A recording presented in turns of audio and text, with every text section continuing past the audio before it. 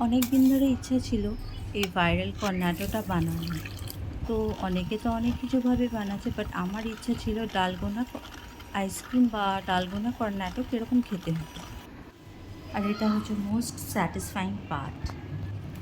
তো সেই জন্য আমি এখানটায় আজকে ডালগোনা কর্নেটো অ্যান্ড আইসক্রিম দুটোই বানাবো। অ্যান্ড হ্যাঁ, এখানে আমি ইউজ করেছি ফ্রেশ ক্রিম।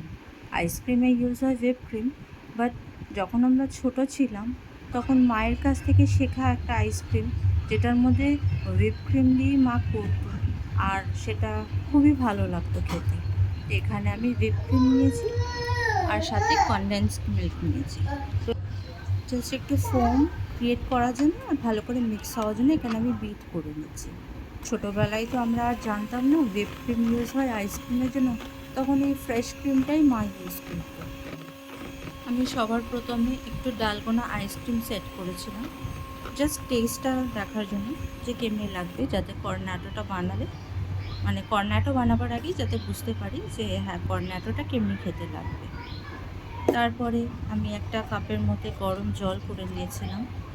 দেন একটা পাইপিং ব্যাগের মধ্যে একটু চকলেট দিয়ে, কোনো বি ডার্ক চকলেট হোক বা মিল্ক চকলেট হোক, ওটা দিয়ে করা যায়, এরকমভাবে আমি মেল্ট করে সেট করে নিয়েছিলাম।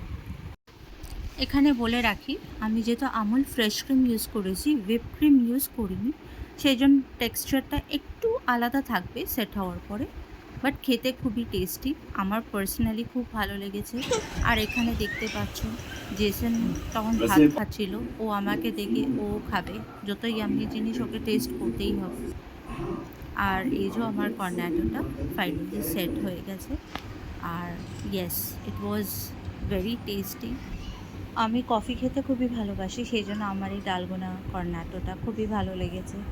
আই হোপ যারা পছন্দ করে, কফি লাভার আছে, তারাও যদি এটা বানাবে, ট্রাই করবে, তাদেরও খুব ভালো লাগতেই পারে।